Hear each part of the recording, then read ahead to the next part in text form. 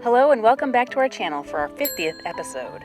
Our Northeast van life adventures continue this week with a visit to one of the most beautiful beach towns in the country, before we head to Amish country with its rolling hills and the clip-clops of horse-drawn buggies past pristine farmlands. We spend time with family at one of the great gardens of the world and end with an amazing fountain show for the finale.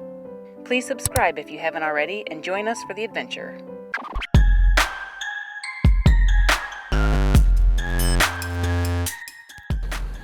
So we have arrived in Cape May, but we've come over to the bay side. We saw a little park. We're gonna grab something to eat before we do any sightseeing here in Cape May. So this looks like a nice little spot. We're right on the water for dinner. So here we are. A little kitty hides as soon as we open the door.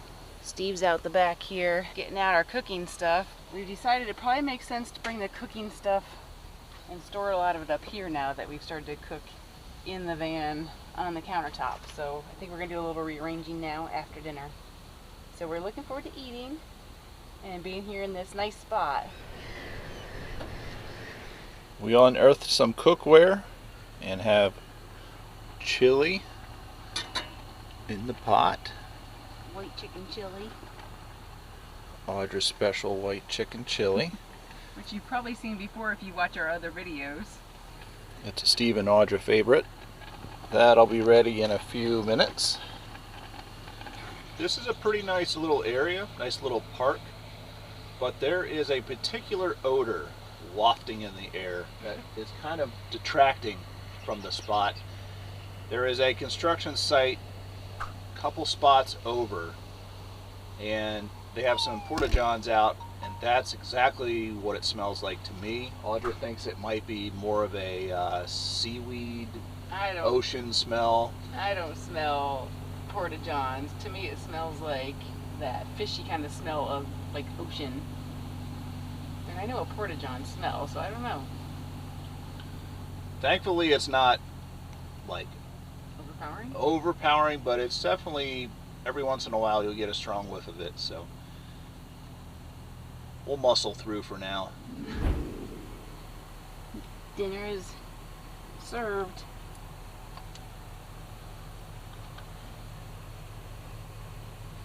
Cheese. The only thing we didn't bring was tortilla chips, which makes this perfect. There's some cheese and some sour cream, a dollop of sour cream, and some avocado goodness.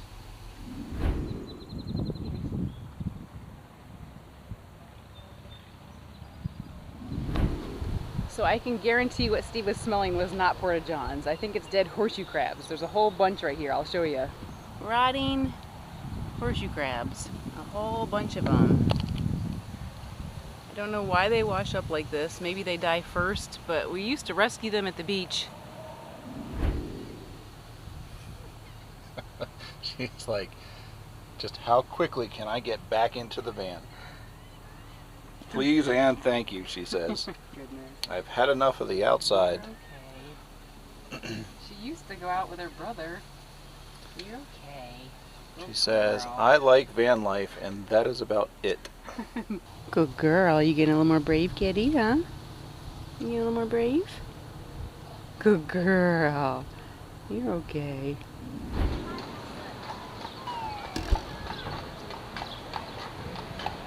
So we're now at the Washington Mall. It's kind of the place to come when you're done with the beach for the day. Nice little area to walk around with some shops and restaurants and fun stuff. And this is Congress Hall, kind of a Cape May institution. We used to come and watch the fireworks there every 4th of July. Yep. For a few years in a row. Kind of a neat place. There's rocking chairs on the other side, and they always have a big shindig for the July 4th events. But my goodness, this whole place is just gorgeous. There's old architecture everywhere, flowers everywhere. We like this area because of all the mature trees and landscaping. It's more shaded, whereas a lot of beachy towns are all just open to all the sun beating down, and this is just a really different kind of feel. For instance, this place here. Perfect example of a gorgeous Victorian home.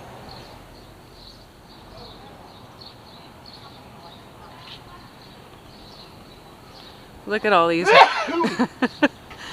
So look at all these gorgeous places.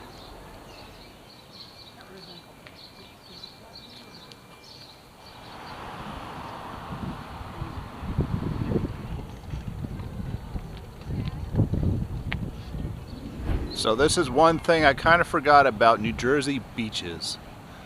At least Ocean City and here in Cape May is all the fees they charge to come out to the beach, which I think is just horrible. It's a travesty. It's a crime against humanity. Beaches should be free. If you pay $8 to come out to the beach for the day, you've been eating a lot of stupid sandwiches. So something that's neat about Ocean City and Cape May is neither of the places have changed a lot since we've been coming years ago. But something sad is that this place is now closed. They used to sell fudge and like roasted nuts, and they had all like kind of touristy stuff, keepsake souvenirs, seashells. It was a really fun place that was here for years. So it's sad to see it empty. So we have mini golf. And then we have up by the ocean, the arcade, restaurants. There's bed and breakfast everywhere and hotels. And then you have a Steve. You have Steve everywhere. Why do they have Steves everywhere?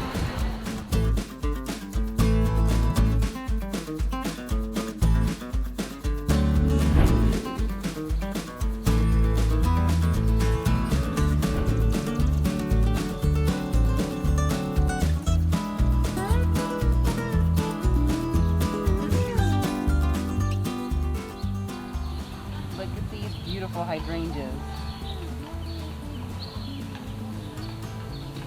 One of my favorite things about Cape May.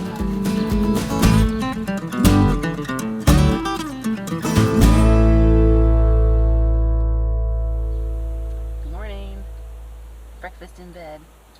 We had a successful night last night. It was our first night boondocking in town somewhere. So we're here in Cape May.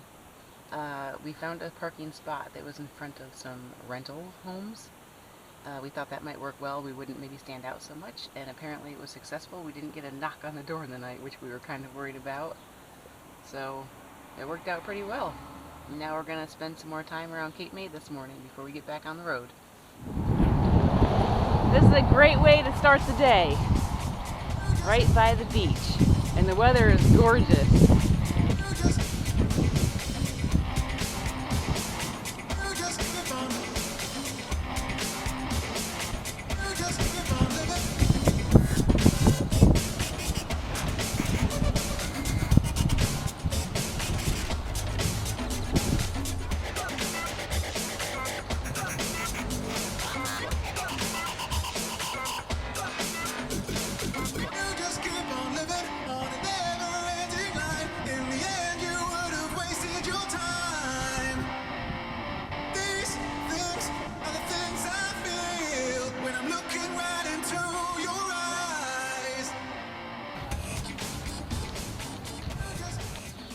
Look at all these pretty flowers.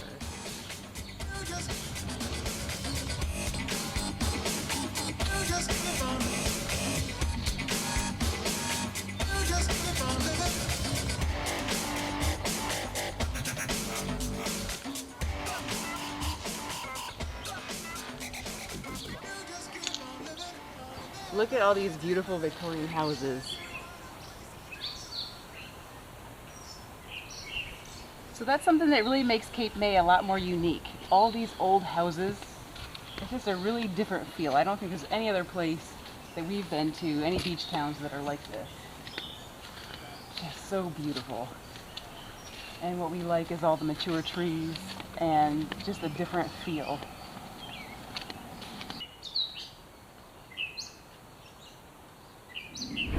We got back on the road heading west to Pennsylvania.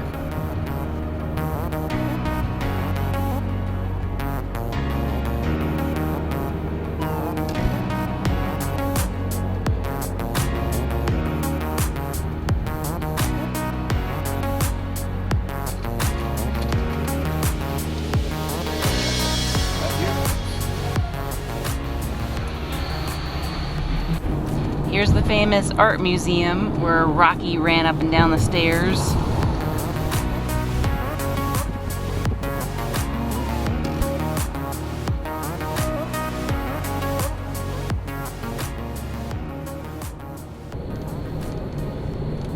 We're now driving through beautiful Lancaster County, Pennsylvania, where there are just beautiful farms everywhere. So Lancaster County is the home of many Mennonite and Amish communities. And they have a tendency to keep their properties very beautiful, well maintained, well kept. And a lot of them get around by horse and buggy. Some drive cars, but most are horse and buggy. So it's something very unique to this area and really neat to see whenever we're in this area.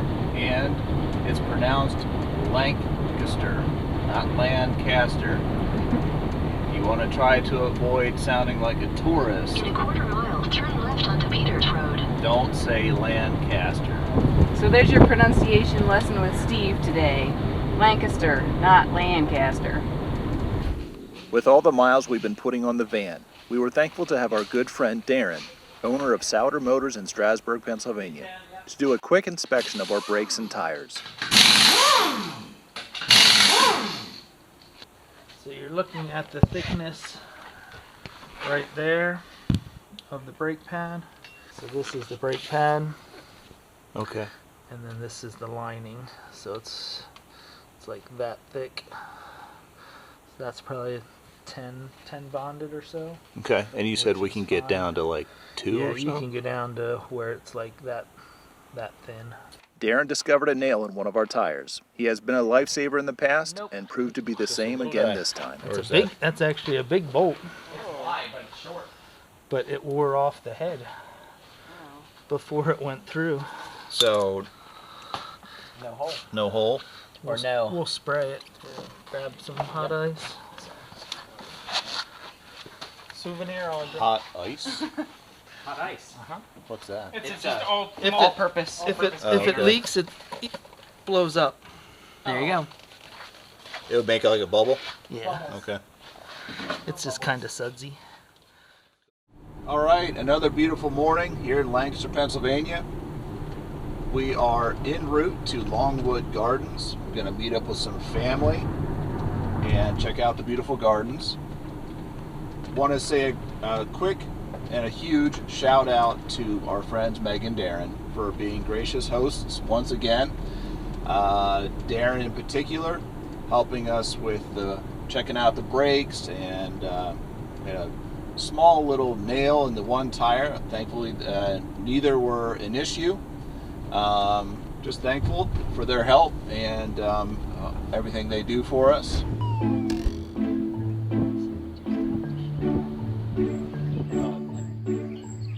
Located in Kennett Square, Pennsylvania, about an hour outside of Philadelphia, Longwood Gardens boast 11,000 varieties of plants spread out across more than 1,000 acres of gardens, meadows, woodlands, small lakes, fountains, and elaborate horticultural displays, including my favorite, a beautiful 4-acre conservatory. It was originally founded by Pierre du Pont in 1906 and has since become world-renowned for its dedication to botany, design, education, and art. Years before it was a public garden, the land on which Longwood Gardens stands was home to the native Lenni and Lenape tribe and Quaker farmers. It looks that way too. It's actually fabulous. So soft. Wow, it really is soft.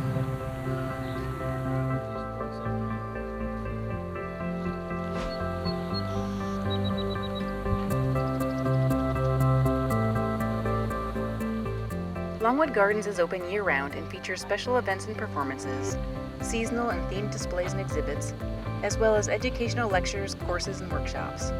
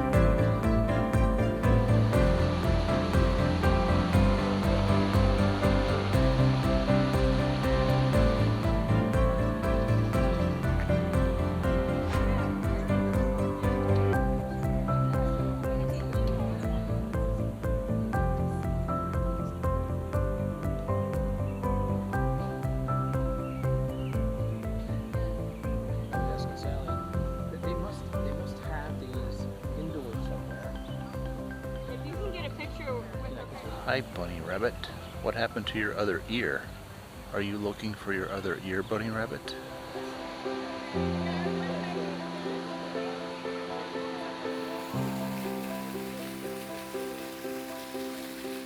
We enjoyed a leisurely evening strolling through the gardens and enjoying our spectacular surroundings and time with our family.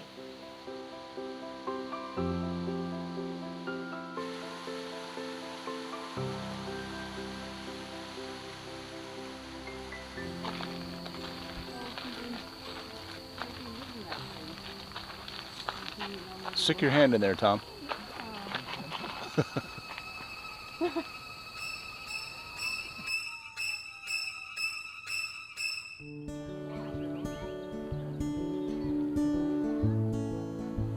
Hi there, kitty.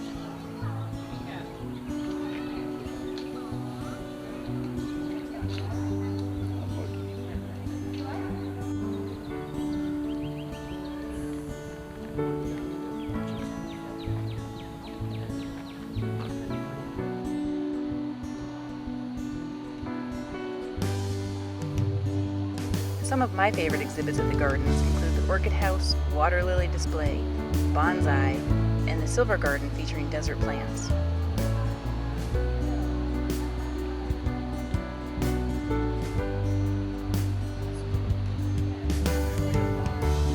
Thanks to Tom and Sally, who are members of Longwood Gardens, for taking us and my mom along as guests for this beautiful day.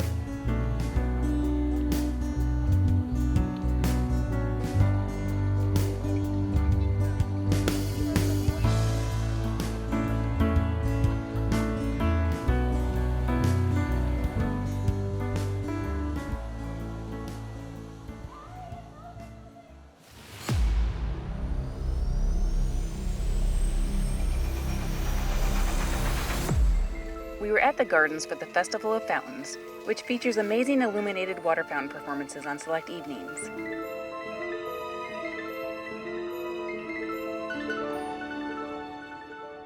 We expected a pretty show, but were blown away by how beautiful and spectacular the show was. Each night features a different theme, and we enjoyed the colorful Monet's Garden themed show. What a perfect end to the evening.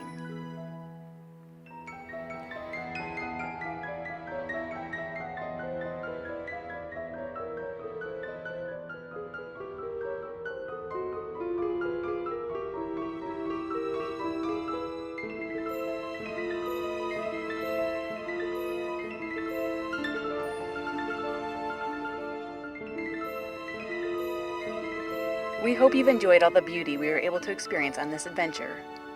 For more photos from our time, be sure to check us out on Facebook and Instagram. Our journey continues next week, so make sure you're subscribed and that notification bell is on so you don't miss it. We hope to see you then.